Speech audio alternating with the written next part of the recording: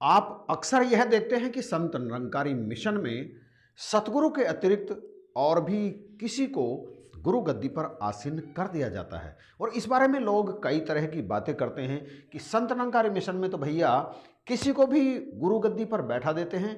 ऐसा कैसे कर देते हैं जबकि गद्दी तो गुरु की है, और गुरु की गद्दी पर गुरु के अतिरिक्त किसी और को नहीं बैठाना चाहिए और ना ही किसी को बैठना चाहिए। तो मैं यहाँ पर यह बात आपके चरणों में बिल्कुल क्लियर करना चाहता हूँ कि संत निरंकारी मिशन में किसी को भी गुरु गद्दी पर नहीं बैठाया जाता। किसी को भी गुरु गद्दी पर केवल उसी को बैठाया जाता है जो ज्ञानवान महात्मा होते हैं, अर्थात जिन्हें सतगुरु की तरफ से ब्रह्म ज्ञान की बख्शीश कर दी गई होती है। केवल ऐसे ही महात्माओं को गुरु गद्दी पर बैठाया जाता है। और इनमें भी ऐसा नहीं है कि जो महात्मा गुरु गद्दी पर आसीन कर दिया जाता है वही प्रवचन करता है, ऐसा भी बिल्कुल नहीं है। गुरु गद्दी पर आसीन केवल इसलिए करा जाता है ताकि साध संगत सुचारू रूप से चल सके। कई ऐसे महात्माओं को गुरु गद्दी पर आसीन किया जाता है, और वैसे तो जिनकी ड्यूटी लगती है, अर्थात गुरु गद्दी पर सेवा करने के लिए जिन भाइयों की अथवा बहनों की जो ब्रह्म ज्ञानी हैं, जिन्हें ब्रह्म ज्ञान सतगुरु की कृपा से प्राप्त हो चुका है, जिनकी ड्यूटी लगती है गुरु गद्दी पर, केवल ऐसे ही महात्माओं को, ऐसे ही भाइयों बहनों को गुरु गद्दी पर आसीन किया जाता है। कई बार जिनकी ड्यूटी लगती है, यदि वो सत्संग में किसी कारणवश लेट हो जाते हैं तो सत्संग को समय से आरंभ करने के लिए किसी दूसरे ब्रह्मज्ञानी भाई बहन को भी गुरु गद्दी पर आसीन कर दिया जाता है। और जब वो महात्मा जिनकी ड्यूटी लगी होती है वो आ जाते हैं तो फिर उन्हें गुरु गद्दी पर आसीन कर दिया जाता है। अब सवाल यह उठता है कि क्या गुरु की गद्दी पर गुरु के अतिरिक्त किसी और व्यक्ति को भी आसीन किया जा सकता है? तो संत निरंकारी मिशन में तो यह बात पूरी तरह से लागू होती है, और यह सब होता है गुरु के आदेश के कारण। गुरु शरीर रूप में हर सत्संग में उपस्थित नहीं हो सकते, और यहाँ पर शरीरधारी व्यक्ति को ही गुरु बनाया जाता है। यूं तो ज्ञान ही गुरु है, परंतु ये ज्ञान स्वयं गुरु गद्दी पर शरीर रूप में आसीन नहीं हो सकता। इसलिए किसी शरीरधारी ज्ञानी महात्मा को, मतलब जिसने ब्रह्म ज्ञान प्राप्त कर लिया होता है, उसे गुरु गद्दी पर आसीन किया जाता है। और यह सब किया जाता है सतगुरु की शिक्षाओं को अलग अलग स्थानों पर मौजूद महात्माओं तक पहुंचाने के लिए। इस तरह से गुरु गद्दी पर आसीन महात्मा सारी साध संगत के चरणों में गुरु की ही बात पहुंचाते हैं, अर्थात वो शरीर तो भले ही किसी महात्मा का हो, किसी ज्ञानवान भाई बहन का हो, परंतु उस शरीर के माध्यम से जो विचार किए जाते हैं, किसी भी ग्रंथ के माध्यम से, मतलब संपूर्ण हरदेव वाणी, संपूर्ण अवतार वाणी, या फिर किसी और ग्रंथ के माध्यम से जो विचार किए जाते हैं, वो विचार वास्तव में होते सदगुरु के ही हैं। इस तरह से वह महात्मा केवल माध्यम मात्र होता है साध संगत तक सतगुरु की बात को पहुंचाने के लिए, और उस महात्मा को हम प्रचारक महात्मा कहते हैं, अर्थात जो मिशन का प्रचार करता है, जो सतगुरु के संदेशों का प्रचार प्रसार करता है साध संगत तक या और भी आम संसार के लोगों तक।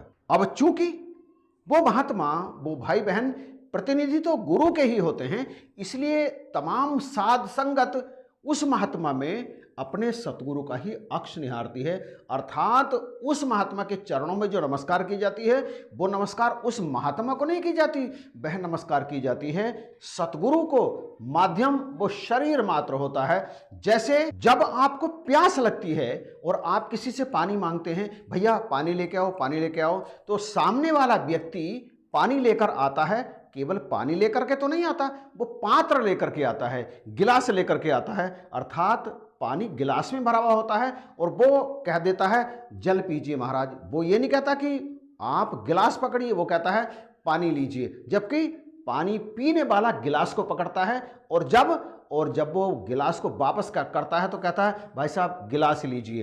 पानी मंगाया जा रहा है, आ रहा है गिलास के माध्यम से, पानी पी लिया, वापस किया गिलास। इसी तरह से सतगुरु का संदेश आता है उस शरीर के माध्यम से, तो आता तो शरीर के माध्यम से है ना। और उस शरीर में क्या होता है? उस शरीर में होता है गुरु का ज्ञान, गुरु के वचन। तो ग्रहण कौन करते हैं? साध संगत ग्रहण करती है, उस महात्मा को समझ के नहीं करती। उस महात्मा के अंदर से जो विचार निकल रहे हैं वो सतगुरु के विचार हैं, वो विचार उस शरीर के माध्यम से आ रहे हैं। इसीलिए सतगुरु रूप बना करके ऐसे ज्ञानवान महात्मा को गुरु गद्दी पर आसीन किया जाता है, जो गुरु की बात करता है और बात करता है निराकार प्रभु परमेश्वर की। और उसके मुख से निकले हुए वचन को सारी साध संगत गुरु के वचन मान करके स्वीकार करती है।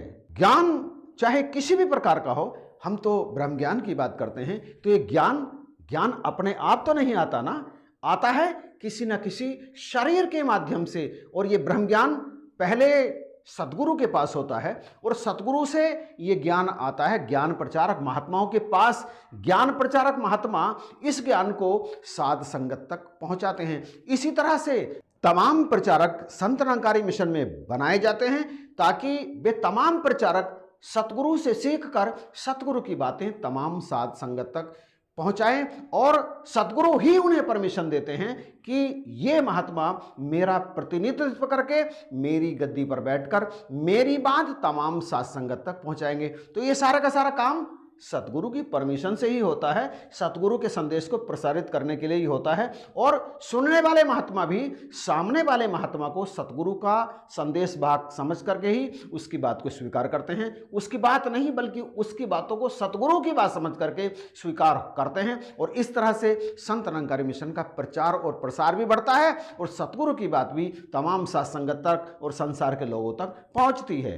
तो प्यारे भाइयों बहनों, अब मैं समझता हूं कि निश्चित रूप से आप ये बात अच्छी तरह से समझ गए होंगे कि संत निरंकारी मिशन में किसी भी व्यक्ति को गुरु गद्दी पर नहीं बैठाया जाता, केवल ब्रह्मज्ञानी महात्माओं को ही गुरु गद्दी पर बैठाया जाता है। और वो बैठाया जाता है पूरी तरह से सतगुरु की आज्ञा के अनुसार। सतगुरु ने परमिशन दी होती है कि आप गुरु गद्दी पर किसी ज्ञानवान महात्मा को बिठा करके उनका प्रचार प्रसार कर सकते हैं। तो मैं समझता हूं ये बात आपको अच्छी तरह से अब समझ में आ गई होगी, कोई भी डाउट आपको नहीं रहा होगा। यदि आपको ये वीडियो अच्छा लगा है तो प्लीज़ इसे अभी शेयर कर दीजिएगा। और ये चैनल यदि अभी तक आपने सब्सक्राइब नहीं किया है तो इसे भी सब्सक्राइब अवश्य कीजिएगा, ताकि इसी तरह की संत निरंकारी मिशन से संबंधित वीडियोज आपको सबसे पहले प्राप्त हो सकें। इन्हीं शब्दों के साथ आप सभी को जय हिंद, नमस्कार और प्यार भरी धन्यवाद।